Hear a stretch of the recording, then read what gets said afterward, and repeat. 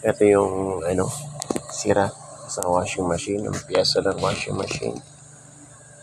Yung gearbox, nag-order ako sa Shopee. Yung spline nito ay 11, tapos yung original ay 10 lang. 10 lang yung spline. So, ibig sabihin mas maliit. Ito kasi umaalog-alog na. Yan. Yan na, umaalog-alog na yan. Kaya, tatanggalin natin yung tornilyo. Papalitan natin yung upper part. Kasi nga, yung upper part na yan, yung kumukunikta sa pins niya, yan pa rin gagamitin natin. Ito. Tatanggalin natin to kasi ayan, may lock. Natanggal ko na yung lock. Ayan. Tatanggalin natin yan. Ipapalitan natin yung seal, yung water seal niya, yung goma. Tatanggalin natin, bunutin natin. Medyo masikip Gamitan natin ng vice grip. Matatanggal ka rin. Ayan, natanggal na nga. Yan, may rubber yan dyan. Tingnan nyo, hugutin ko yan. Eto. Ayan, luma na kasi yan. Tumatagas kasi yung tubig pumapasok.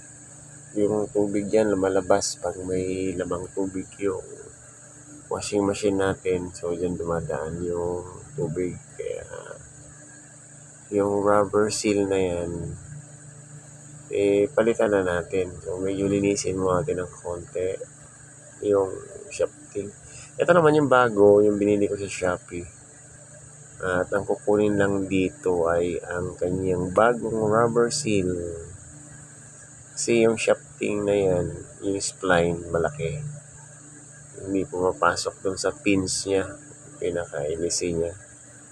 Ayan o, salpak natin, sakto siya. Medyo ganit, no? O, tanggalin natin ulit yan, may lagyan ng grasa. Para hindi mahirap umikot. Ay, kuha tayo ng grasa dyan. Kunti lang naman, ang padulas lang pag umikot yung washing machine.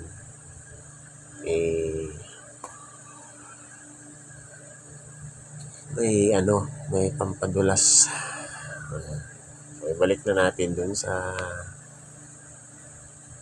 pinanggalingan yan. Yan yung original parts ng washing machine. Kasi yan kasi makma. Hindi natin pwedeng palitan yung original. Yung pinakababa niya lang ng papalitan natin. Pasok natin yung kanyang, ikabit na natin guys. Hindi ko na pinakita kung paano kinabit. Yan ay hindi nagtatagpo, hindi naglalapat. Dahil hindi naman kasi yan ang kanyang original na asawa. So, nilagyan ko ng spacer ng mga nut. Para pag higpit ko ng kanyang bolt ay hindi siya gigewang. At ito, yan pa rin ang ikakabit natin. Sakto siya dyan. Kasi yung bago kasi hindi pwede malaki yung bago. Yan yung bago. Hindi pwede makapasok doon. Ito.